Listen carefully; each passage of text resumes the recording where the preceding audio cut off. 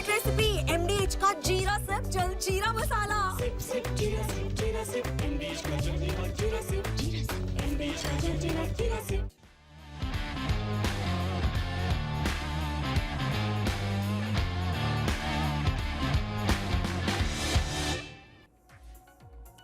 नमस्कार, स्पोर्ट्स 9 में आप सभी का स्वागत है। मैं हूं शिवेंद्र। आज पाकिस्तान की टीम एक बार फिर मैदान में होगी, तमाम विवादों के बीच, वो जो एशिया कप की शुरुआत से चले आ रहे हैं उसके साथ। लेकिन आज के मैच में फर्क इस बात का है कि हारे तो पैकअप का भी खतरा है। वो एशिया कप से पैकअप होने का खतरा है जहां पर एक समय पाकिस्तान की टीम को बड़ी टीमों में, ताकतवर टीमों में गिना जाता था। लेकिन अब स्थितियां जिस तरह से रोज बदहाली की तरफ जा रही हैं पाकिस्तान क्रिकेट की, उसमें पाकिस्तान की टीम के लिए आज दबाव और ज्यादा होगा। भूलिएगा नहीं, पिछला मैच भारत ने जिस तरीके से हराया था पाकिस्तान को, उसके बाद उनके इरादे कहां पर होंगे, उनके हौसले कैसे होंगे, ये भी हम सबको पता है। क्रिकेट के खेल के अलावा दरअसल पाकिस्तान की टीम और भी बहुत सारी चीज़ों में उलझी हुई है और उसमें तमाम सारे विवाद चल रहे हैं। वो सब कुछ शो पर डिस्कस करेंगे। उसके अलावा पाकिस्तान वर्सेस श्रीलंका मैच में किसके चांसेस ज़्यादा हैं, किस टीम के रिकॉर्ड बेहतर है, ये भी आपको बताएंगे। और कप्तान सूर्या ने, यानी भारतीय टीम के कप्तान सूर्य कुमार यादव ने तो साफ साफ कह दिया और बड़ा वायरल हो रहा है उनका ये बयान कि अब भारत पाकिस्तान का मतलब नो राइवलरी, कोई राइवलरी है ही नहीं। ये बात सुनील गावस्कर ने कही थी, ये बात सौरव गांगुली ने कही थी, लेकिन कप्तान का ये कह देना एक बड़ी बयान के तौर पर लिया जा रहा है और इसीलिए काफी चर्चा है उनके इस बयान की। शुरुआत करते हैं। PCB is equal to Pakistan cricket board की बजाय पाकिस्तान कंट्रोवर्सी बोर्ड। सबसे पहले बता दें आपको, विवादों के बीच आज फिर मैदान में पाकिस्तान की टीम होगी। एशिया कप में पाकिस्तान का सुपर 4 का आज दूसरा मैच है। पहले मैच में भारत ने उसको हराया था। आज दुबई के मैदान में होना है पाकिस्तान का श्रीलंका से मुकाबला। बताया हमने आपको कि आगे बताएंगे कि किस तरह से यहां पर पाकिस्तान की टीम जो है वो बैकफुट पर नजर आ रही है। सुपर 4 में पाकिस्तान श्रीलंका दोनों को पहली जीत का इंतजार है। दोनों ही टीमों का अभी तक पॉइंट टेबल में खाता नहीं खुला है। तो इस तरह एक और इंपॉर्टेंट मैच, एक और अहम मैच एशिया कप का, जिसमें पाकिस्तान और श्रीलंका की टीम के बीच मुकाबला होगा और कहीं ना कहीं पाकिस्तान की टीम बैकफुट पर नजर आएगी। उसके पीछे की वजह जो है वो आप जानते हैं कि बाकी टीमें क्रिकेट खेल रही हैं, बाकी टीमें अपनी काबिलियत, अपनी ताकत, अपने दमखम के बल पर एशिया कप में है, लेकिन यहाँ पाकिस्तान क्रिकेट टीम के की काबिलियत और दमखम के साथ साथ उनके विवाद जो है वो चल रहे हैं। और ये विवाद कोई और नहीं कर रहा है, ऐसा नहीं कि कोई बाहर से आके विवाद करके चला जा रहा है। ये विवाद पाकिस्तान की टीम कर रही है। अब वो किसके इशारे पर कर रही है, या वो अपने हार के कारणों को छुपाने के लिए कर रही है, या अपने अवाम को, अपने क्रिकेट फैंस को एक तरीके से ठग रही है, उनको बेवकूफ़ बना रही है कि हम तो बहुत अच्छा खेल रहे हैं लेकिन ये हार जा रहे हैं क्योंकि कभी अंपायर बेईमानी कर देता है, कभी मैच रेफरी बेईमानी कर देता है, कभी कोई हाथ नहीं मिलाता, कभी जो है वो नेशनल एंथम से पहले कोई गाना बज जाता है। यानी वो तमाम बहानेबाजी जिसको कहते हैं ना, वो चल रही है। इसीलिए पाकिस्तान की टीम का जो दमखम है वो अभी तक मैदान में अच्छी तरह दिखाई ही नहीं दिया है। चलिए शो को थोड़ा सा और विस्तार में ले जाएं, उससे पहले विवाद बताते हैं आपको कि इस पूरे एशिया कप की शुरुआत से किस तरह से पाकिस्तान की टीम विवादों में घिरी रही और आखिर क्या वजह है कि पाकिस्तान की टीम जो एक ठीक ठाक टीम है, एक डिसेंट टीम है, कम से कम T20 फॉर्मेट में वो एक आप कह सकते हैं कि उससे बेहतर परफॉर्मेंस की उम्मीद रहती है, लेकिन वो बेहतर परफॉर्मेंस क्यों नहीं हो पा रहा है? क्योंकि आप जिस दिन से इस टूर्नामेंट में आए हैं उस दिन से आपके साथ वो विवाद चल रहे हैं जिनका हमने इस ग्राफिक्स में जिक्र किया है। विवाद नंबर 1 देखिए, सूर्या के हाथ ना मिलाने पर हैंडशेक विवाद हुआ। ये आपको याद होगा, इस विवाद में कुछ भी नहीं था सिवाय इसके कि भारतीय टीम ने तय किया था कि वो पाकिस्तान के खिलाड़ियों से, पाकिस्तान के कप्तान से हाथ नहीं मिलाएंगे। इसका जो इशारा था, इसका जो संकेत था, इंडिकेशन था, वो भी उसी दिन मिल गया था जब भारत और पाकिस्तान के पहले मैच, मतलब अभी हम इस सुपर 4 मैच की बात नहीं कर रहे हैं बल्कि हम उस लीग मैच की बात कर रहे हैं जो एशिया कप की शुरुआत में खेला गया था। उस लीग मैच से पहले भी भारतीय टीम जब दुबई में जो आईसीसी की एकेडमी है वहां पर प्रैक्टिस कर रही थी, वहीं पर मुश्किल से 10 कदम की दूरी से पाकिस्तान की टीम गई और उसके बाद पाकिस्तान की टीम ने भी वहां पर अभ्यास किया, लेकिन कोई हाय हेलो, कोई संवाद, कोई डायलॉग दोनों टीमों के खिलाड़ियों के बीच नहीं हुआ था। बावजूद इसके पाकिस्तान की टीम ने जब मैच था पहला लीग मैच और वहां पे सूर्या ने हाथ नहीं मिलाया तो उनके साथ एक पूरा का पूरा विवाद खड़ा कर दिया गया कि खेल भावना, और उसके अलावा उसके बाद पाकिस्तान के स्टूडियो से जिस तरह से पूर्व क्रिकेटर्स ने सूर्य कुमार यादव के लिए अपशब्द कहे, उसको लेकर विवाद वो बढ़ता चला गया। विवाद नंबर 2 भी इसी से जुड़ा हुआ है, जो हमने आपको बताया। जब पहले मैच में पाकिस्तान को भारत ने 7 विकेट से हराया था, उसके बाद भारतीय खिलाड़ियों ने हाथ नहीं मिलाया था और वो बड़ा क्लियर कट इंडिकेशन था कि हमको आपके साथ कोई संवाद नहीं रखना है। इन दोनों घटनाक्रमों के बाद ICC match referee Andy Pycroft को हटाने की मांग पाकिस्तान क्रिकेट बोर्ड ने की और उसके बाद एक वीडियो भी जारी कर दिया। वो वीडियो जो जारी किया उसमें ये क्लेम किया गया पाकिस्तान क्रिकेट बोर्ड की तरफ से कि Andy Pycroft Pakistan cricket team के कप्तान सलमान अली आगा, उनके कोच हसन और मैनेजर जो है वो बैठे थे, बात कर रहे थे और एंडी पायक्रॉफ्ट ने माफी मांगी है। बाद में आईसीसी की तरफ से 2 चीजें सफाई के तौर पर आई। एक कि एंडी पायक्रॉफ्ट ने कोई माफी नहीं मांगी, बल्कि उन्होंने सिर्फ और सिर्फ अपनी स्थिति को स्पष्ट किया। और दूसरा ये कि आईसीसी के जो सीईओ हैं उन्होंने तो बाकायदा एक ईमेल किया पाकिस्तान क्रिकेट बोर्ड को और उस ईमेल में बाकायदा ये आरोप लगाया गया कि पाकिस्तान क्रिकेट टीम के मीडिया मैनेजर ने कई नियमों को तोड़ा और उसमें सबसे बड़ा नियम जो तोड़ा वो था कि वो उस एरिया में जाकर मोबाइल लेकर गए जिस एरिया में मोबाइल अलाउड नहीं होता है। वहां पर वो ना सिर्फ मोबाइल लेकर गए बल्कि एंडी पायक्रॉफ्ट और पाकिस्तान के टीम ऑफिशियल्स के साथ जो मीटिंग हो रही थी, जिसका जिक्र मैंने अभी किया, उसको उन्होंने रिकॉर्ड भी किया और उसके बाद उसको जारी भी कर दिया पाकिस्तान क्रिकेट बोर्ड के सोशल मीडिया अकाउंट से। तो इसको लेकर आईसीसी सख्त है। आईसीसी ने बाकायदा इसके लिए शिकायत दर्ज की है और शिकायत दर्ज करने के बाद पीसीबी से यानी पाकिस्तान क्रिकेट बोर्ड से जवाब भी मांगा है। नंबर 4 आप देखिए, सुपर 4 के मैच में साहिबजादा फरहान, जिन्होंने वो बिल्कुल एक अर्धशतक लगाया, मामूली अर्धशतक, जिस अर्धशतक से कुछ हुआ भी नहीं, उनकी टीम हार गई उसके बाद भी, लेकिन उसके बाद जो उनका जश्न था, जिस तरह से उन्होंने अपने बल्ले को जो है वो मतलब एक क्या ही कहा जाए, मतलब गन कह लीजिए, राइफल कह लीजिए, जो ये देखिए आपके सामने स्क्रीन पर हमने डाल ही दिया है। तो ये जो भी उन्होंने इशारा किया, जो भी वो कहना चाह रहे थे, वो बहुत ही एक तरीके से नेगेटिव तौर पर लिया गया और इसके बाद हालांकि उन्होंने कहा है कि उन्हें कोई फ़र्क नहीं पड़ता, वो ज़्यादा एंजॉय कर रहे थे अपनी बैटिंग को और इसीलिए उन्होंने, वैसे तो अपनी हाफ सेंचुरी को सेलिब्रेट नहीं करते लेकिन उनका मन किया इसलिए उन्होंने कर दिया। इसके अलावा हारिस रऊफ ने जो बाउंड्री के पास खड़े थे वहां उन्होंने जो इशारा किया जहाज के गिरने का, वो एक इशारा ऐसा था जो उसको भी बहुत नेगेटिव तरीके से लिया गया और इन दोनों ही इशारों से पाकिस्तान क्रिकेट टीम के खिलाड़ियों की मेंटालिटी को लेकर बात चल रही है कि आखिर उनके दिमाग में चल क्या रहा है, वो सोचते क्या हैं और किस तरह का सोचते हैं। वो मुल्क जो ये कहता है कि हम क्रिकेट में राजनीति को नहीं लाते हैं, वो किस तरह से राजनीति को लाता है, इन दोनों खिलाड़ियों ने साबित किया। इसको लेकर भी वो विवाद हुआ, वो कहीं ना कहीं साथ में चल रहा है। उसके बाद जो लेटेस्ट विवाद है वो हो गया सुपर 4 में हार के बाद, जो अंपायर थे जिन्होंने फकर जमा को आउट दिया, जो कैच पकड़ा संजू सैमसन ने, वो उस कैच को लेकर भी पाकिस्तान क्रिकेट बोर्ड ने नाराजगी जताई है और शिकायत दर्ज कराई है कि साहब आउट नहीं थे फकर जमा और अगर वो आउट नहीं हुए होते तो संभवतः हमारी टीम जो है वो 190 रन के आसपास पहुंच चुकी होती। क्या हुआ है वो भी आपको बता देते हैं। ये अंपायर वाला जो लास्ट पॉइंट है, चूंकि अभी लेटेस्ट अपडेट है इसलिए इस अपडेट को भी आपकी स्क्रीन पर डालते हैं तो इससे आपको कहानी समझ में आएगी। भारत के खिलाफ मैच में तीसरे अंपायर की जो शिकायत की, अगला अपडेट दिखा दीजिए, जो तीसरे अंपायर की शिकायत की है पाकिस्तान क्रिकेट बोर्ड ने बाकायदा। हालांकि ये भी बहुत ही एक हल्की बात लग रही है क्योंकि क्रिकेट मैच में इस तरह की चीज़ें, अंपायरिंग से होने वाली गलतियां कितनी बार इससे पहले भी देखी गई हैं और अगर वो गलती मान लेते हैं 1 सेकंड के लिए हुई भी तो भी अब वो मैच खत्म हो चुका है और क्या उस एक गलती की वजह से पाकिस्तान की टीम हार गई? शायद पचती नहीं है बात, क्योंकि उसके बाद भी फकर जमा के आउट होने के बाद भी 10 ओवर में 91 रन जोड़ लिए थे पाकिस्तान की टीम ने।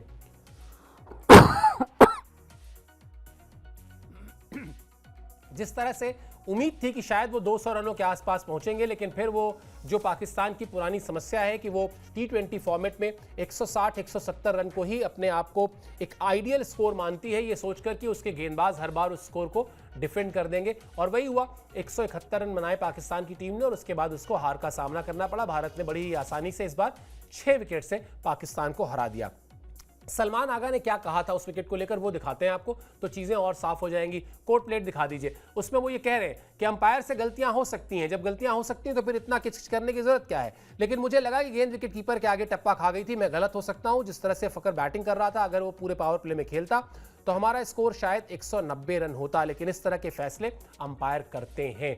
अब ये समझ में नहीं आ रहा है कि सलमान आगा का ये कहना कि इस तरह के फैसले अंपायर करते हैं और गलतियां हो जाती हैं, उसके बाद फिर इस शिकायत के क्या मायने हैं। जैसा मैंने आपको याद होगा शो की शुरुआत में कहा था कि क्या पाकिस्तान क्रिकेट बोर्ड ये कोशिश कर रहा है, पाकिस्तान क्रिकेट टीम ये कोशिश कर रही है कि वो जो उनके फैंस हैं, उनका आवाम जो इस क्रिकेट मैच को देखने अब आया है वहाँ दुबई में स्टेडियम में, या जो पाकिस्तान में टीवी सेट्स पर देख रहा है, उनको थोड़ा सा गच्चा दिया जाए, उनको थोड़ा सा ये कह दिया जाए कि साहब बस वो विकेट गिर गया इसी वजह से मैं हार गया या हमारी टीम हार गई। लेकिन फैक्ट ये है कि अगर 10 ओवर में 91 रन कोई टीम बनाती है तो उस टीम से ये कहा जाता है, उम्मीद की जाती है, एक्सपेक्टेड होता है कि वो कम से कम उसका डबल बनाएगी, डबल से थोड़ा ज़्यादा ही बनाएगी। लेकिन वो नहीं बना पाई टीम और उसकी वजह से ही हार का सामना करना पड़ा।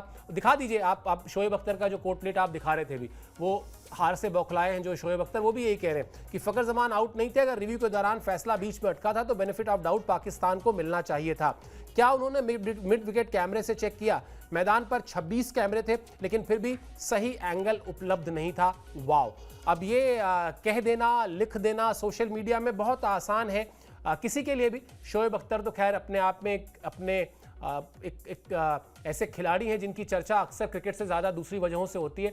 लेकिन मेरा सवाल दूसरा है, मेरा सवाल ये है कि अब ये कौन तय करेगा कि किस कैमरे के आउटपुट से आप डिसाइड करेंगे? क्या ये शोएब अख्तर डिसाइड करेंगे या फिर वहाँ जो टेक्नीशियन बैठे हैं, जो लोग पूरे मैच के लाइव को हैंडल करते हैं, वो हैंडल करेंगे? तो इससे समझ में आता है कि अगर आप अपना काम करें, 26 कैमरे थे, अब आप या तो अगर ये कह रहे हैं कि वो अंपायर भी जो है, तीसरे अंपायर भी किसी के से मिले हुए, तो फिर ये वही वाली बात हो गई कि जैसे पाकिस्तान के नेशनल एंथम से पहले जब वहाँ पर एक गाना बज गया तो पाकिस्तान के स्टूडियोज़ में ये चर्चा थी कि साहब ये गाना ना इंग्लैंड के नेशनल एंथम से पहले नहीं बजता, इंडिया के नेशनल एंथम से पहले नहीं बजता, न्यूजीलैंड के नेशनल एंथम से पहले नहीं बजता, पाकिस्तान के नेशनल एंथम से ही पहले बज रहा है। इसका मतलब इसमें कोई साजिश है। शायद पाकिस्तान के ये जो टीवी चैनल्स पर बैठे लोग हैं, शायद शोएब अख्तर ये भूल गए हैं कि ये टूर्नामेंट एशियन क्रिकेट काउंसिल की तरफ से आयोजित किया जाता है। इस बात को पहले समझ लें। जब इस बात को समझ लें तो फिर ये भी समझ लें कि वो एशियन क्रिकेट काउंसिल के मुखिया जो हैं वो कोई और नहीं है, वो मोहसिन नकवी हैं, जो पाकिस्तान क्रिकेट बोर्ड के भी चीफ हैं। यानी अगर पाकिस्तान क्रिकेट बोर्ड के चीफ, और फिर दो सवाल खड़े होते हैं, पाकिस्तान क्रिकेट बोर्ड के चीफ यानी मोहसिन नकवी के रहते हुए अगर ये चीज़ें कोई और कर दे रहा है या करवा दे रहा है तो फिर तो वो क्यों ही उस कुर्सी पर बैठे हैं, उनको छोड़ देना चाहिए। और अगर उनकी जानकारी में ये चीज़ें हो रही हैं तो फिर वो कह दें अपने इन प्लेयर्स से या उन टीवी चैनल में बैठे लोगों से कि भाई ये मैं ही करवाता हूँ, मैं ही दूसरे का गाना बजवा देता हूँ या मैं ही अंपायर को कह देता हूँ। ऐसा है नहीं, ये सब चीज़ें संयोग हैं, ये ध्यान भटकाने की कोशिश है। मान लेते हैं एक सेकंड के लिए कि वो फैसला गलत भी हो गया, संजू सैमसन का कैच जो है वो ज़मीन को छू गया था, फ़खर जमान को जो उन्होंने पकड़ा। बावजूद इसके हर चीज़ का एक तरीका होता है, हर चीज़ का एक स्टाइल होता है, एक नियम होता है, एक कानून होता है, एक तर्क होता है।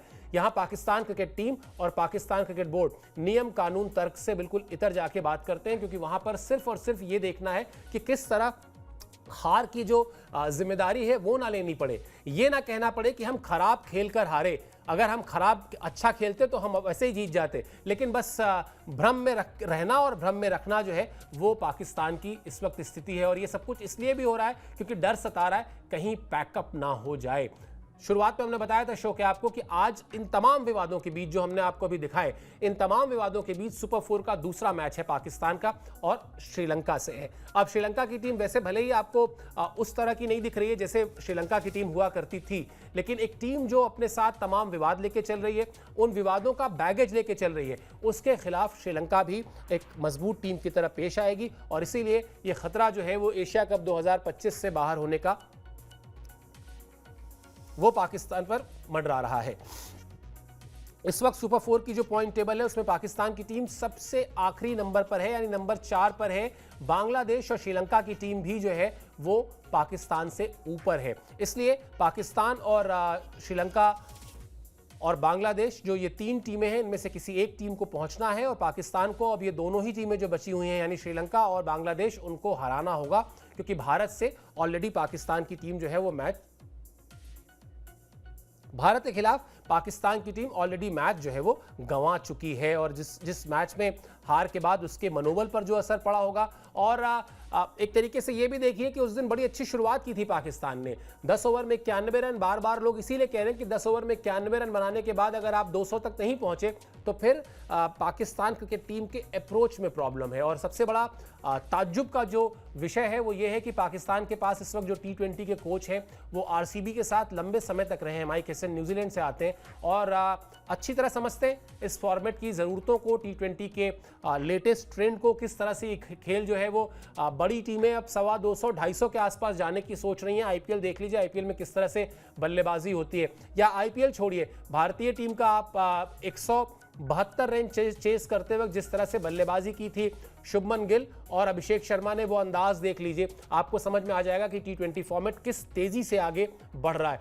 18 गेंदें दोनों खिलाड़ियों ने खेली थी और 18 गेंदों में 35 रन थे शुभमन गिल के और 33 रन थे अभिषेक शर्मा के। और पहली बॉल पर शाहीन शाह अफरीदी को जो छक्का लगाया था अभिषेक शर्मा ने, वो तो खैर रिकॉर्ड बुक में दर्ज है ही। तो पाकिस्तान की टीम के लिए मुसीबतें यहां पर हैं कि उनको जो है कहीं ऐसा ना हो कि खाली हाथ बहुत शुरुआत में ही टूर्नामेंट के बाहर जाना पड़े, तब जबकि श्रीलंका की टीम और बांग्लादेश की टीम एशिया कप में सुपर 4 से फाइनल की रेस में बनी रहे और पाकिस्तान अगर बाहर हो जाए तो शायद एक बड़ा काला दिन होगा पाकिस्तान के क्रिकेट हिस्ट्री के लिए। क्योंकि हाल फिलहाल में इस टीम की जो परफॉर्मेंस रही है 2022 से अगर आप देखेंगे, थोड़ा सा पलटेंगे रिकॉर्ड बुक को, तो आप पाएंगे कि जिम्बाब्वे ने 1 रन से हरा दिया, USA ने सुपर 4 में हरा दिया, अभी एक ट्रायंगुलर सीरीज हुई थी जिसमें जीत का बड़ा दम भर रही थी पाकिस्तान की टीम, उसमें लीग मैच में अफगानिस्तान ने हरा दिया था। तो पाकिस्तान की टीम इस वक्त एक फ्रेजाइल टीम है जो थोड़ा सा भी दबाव पड़ने पर एक तरीके से घुटने टेक देती है और श्रीलंका की टीम इसको ये अच्छी तरह पता है। रिकॉर्ड आपको दिखाते हैं, रिकॉर्ड जो है वो भी इसी तरफ इशारा कर रहा है कि देखिए ये बड़ा दिलचस्प रिकॉर्ड है। 23 मैच हुए हैं पाकिस्तान और श्रीलंका के बीच, जिसमें से 13 मैच पाकिस्तान ने जीता है और श्रीलंका ने 10 मैच जीता है। अब यहाँ पर आपको ये दिख रहा होगा कि बड़ी कट टू कट फाइट है दोनों टीमों के बीच, लेकिन नीचे के जो 2 पॉइंट्स हैं वो बड़े इंपॉर्टेंट हैं। पिछले 5 मैच जो खेले हैं पाकिस्तान और श्रीलंका ने, उसमें एक भी मैच में पाकिस्तान को जीत नहीं मिली है और इसके अलावा पाकिस्तान को श्रीलंका के खिलाफ जो जीत मिली थी वो 8 साल पहले मिली थी। 8 साल से श्रीलंका को हरा नहीं पाई है पाकिस्तान की टीम। ये जो आंकड़े हमने निकाले हैं, ये आंकड़े दोनों ही टीमों के पास होंगे। इन आंकड़ों से जो ताकत, जो विश्वास, जो भरोसा आता है वो भी श्रीलंका की टीम के पास होगा। और 13 मैच और 10 मैच ये बताता है कि राइवलरी किस तरह की रही है इन दोनों टीमों में। और ये राइवलरी शब्द याद रखिएगा, अभी सूर्या ने इस्तेमाल किया, उसमें हम इसको दिखाएंगे आपको कि ये अगर राइवलरी है तो राइवलरी क्या नहीं है, इस पर भी बात करेंगे, क्योंकि सूर्य कुमार यादव का जो बयान है वो इस वक्त काफी चर्चा में भी है। खैर, पाकिस्तान श्रीलंका की बात पहले कर लेते हैं। पाकिस्तान श्रीलंका के आंकड़े आपके पास हैं। 23 मैच, 13 पाकिस्तान के खाते में, 10 श्रीलंका के खाते में, लेकिन पिछले 5 मैच में पाकिस्तान की एक भी जीत नहीं और पिछले 8 साल में पाकिस्तान एक बार भी जीता नहीं है पाकिस्तान श्रीलंका के खिलाफ। अब आ जाते हैं सूर्य कुमार यादव के उस बयान पर जिसकी चर्चा हमने शो की शुरुआत में की थी कि किस तरह से इस बयान को बहुत से जगहों पर ये वायरल हो रहा है। बहुत से लोगों ने इस बयान के अलग अलग तरीके से इसको बताया है, इसको पेश किया है, क्योंकि बहुत साफ शब्दों में सूर्य कुमार यादव ने कह दिया कि अब कोई राइवलरी असल में भारत और पाकिस्तान के बीच है ही नहीं। कोट प्लेट दिखा दीजिए जो उन्होंने कहा है। मेरे हिसाब से अगर कोई 2 टीमें 15-20 मैच खेलती हैं, यानी अब जरा श्रीलंका वाला बात याद रखिएगा, और 7-7 मैच या 7-8 मैच एक टीम जीतती है और एक टीम हार जाती है 7-8 मैच,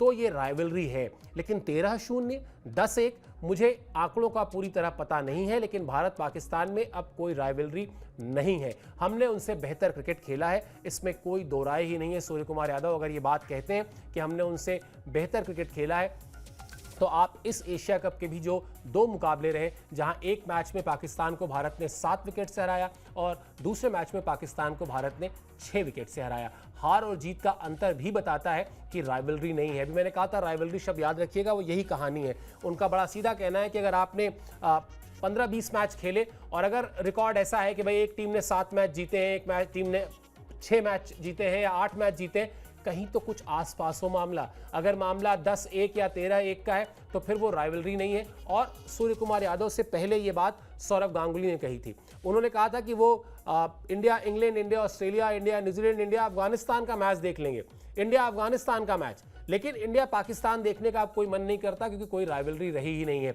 गावस्कर ने कहा था कि 60 के दशक से वो पाकिस्तान की टीम को देख रहे हैं, लेकिन अब जो पाकिस्तान की टीम है वो पोपटवाड़ी की टीम है, मुंबईया भाषा में मतलब एक बड़ी हल्की टीम है। और वाकई पाकिस्तान की जो परफॉर्मेंस रही है इस एशिया कप में वो ऐसी ही रही है कि उसको आप कह सकते हैं। ये जो आंकड़े चूंकि सूर्या ने नहीं कहे हैं कि उनको ठीक से याद नहीं, तो हमने आंकड़े निकाल लिए हैं, वो भी आपको दिखा देते हैं कि क्या आंकड़े हैं। इसमें 7 T20 मैच और 8 वनडे मैच के आंकड़े हैं और ये आंकड़े जो है पिछले लगभग 8 साल के हैं। दिखा दीजिए जरा स्टैट्स, तो ये जो सूर्या का स्टेटमेंट है वो भी क्लियर हो जाएगा।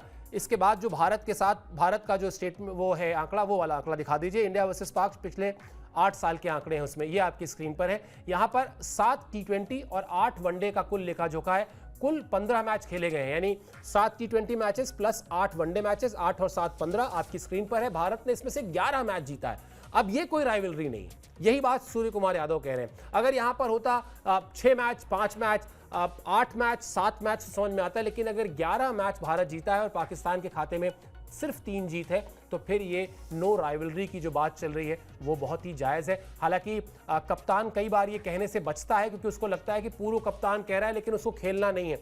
ये कहने के बाद अगर हार गए तो फिर ये चीज़ें बैकफायर भी कर जाती हैं। लेकिन अब सूर्य कुमार यादव बहुत अच्छी तरह समझते हैं कि जिस तरह का स्किल सेट है इस वक्त भारतीय टीम के पास और जिस तरह का स्किल सेट पाकिस्तान के पास है, कोई बहुत ही बड़ा खराब दिन हो भारत का, या तो 2 तरह से कह सकते हैं, या तो पाकिस्तान का कोई बहुत ही अलग तरह का दिन हो, बहुत ही शानदार दिन हो, या फिर भारत का बहुत ही खराब दिन हो, तभी अब ऐसा हो सकता है कि आप किसी भी फॉर्मेट में पाकिस्तान की टीम भारत को हरा दे। वरना अब ये जो फर्क है, अब ये जो अंतर है दोनों टीमों के परफॉर्मेंस में, वो काफ़ी ज़्यादा बढ़ चुका है। इसीलिए सूर्य कुमार यादव का कहना है कि अब कोई राइवलरी है ही नहीं। खैर चलिए, ये तो बात हो ही गई। अभी भारतीय टीम जो है वो अपना जो सुपर 4 का अगला मैच है वो खेलेगी और वो मैच जो है वो बुधवार को होगा। लेकिन उससे पहले जो तैयारी होगी, उस तैयारी को लेकर जो भी डिटेल्स होंगे वो आपके पास लेकर हम आएंगे। उसके अलावा बुधवार को है ये मुकाबला और ये मुकाबला जो है बांग्लादेश के खिलाफ है भारत का। मुश्किल आनी नहीं चाहिए इस मैच में भी। भारतीय टीम अभी पॉइंट टेबल में टॉप पर है और ना सिर्फ टॉप पर है बल्कि अपराजेय है। अभी तक जो लीग मैचेस थे, उन लीग मैचेस के साथ साथ भारतीय टीम अभी तक एक भी मैच जो है वो हारी नहीं है और इसी कॉन्फिडेंस, इसी मोमेंटम को लेकर वो आगे भी बढ़ेगी। और फिर जो बात हम सब जानते हैं, हमको बड़ी अच्छी तरह से इस बात का इल्म है कि इस समय भारतीय टीम एशिया कप की सबसे बड़ी दावेदार है, सबसे तगड़ी दावेदार है। अभी तक का परफॉर्मेंस उसी तरह से देखने को भी मिला है और आगे भी जो हम कह रहे थे कि आज जब भारतीय टीम इस मैच की, सुपर 4 के इस मैच की तैयारियों को लेकर जो भी उसका नेट सेशन होगा, जो भी खिलाड़ी वहां पहुंचेंगे, वो जो तैयारी करेंगे वो आपको लेकर आपके सामने हाजिर होंगे। उसके अलावा पाकिस्तान और श्रीलंका का जो मैच है वहां से जो अपडेट आएगा वो भी आप तक पहुंचाएंगे। आपको सिर्फ इतना करना है, स्पोर्ट्स 9 को सब्सक्राइब कर लीजिए ताकि हम ये सारे अपडेट जो लेकर आते हैं वो आप तक समय से पहुंच सकें और आप स्पोर्ट्स की खबरों से अपडेटेड रहें। बहुत बहुत शुक्रिया, बहुत बहुत आभार।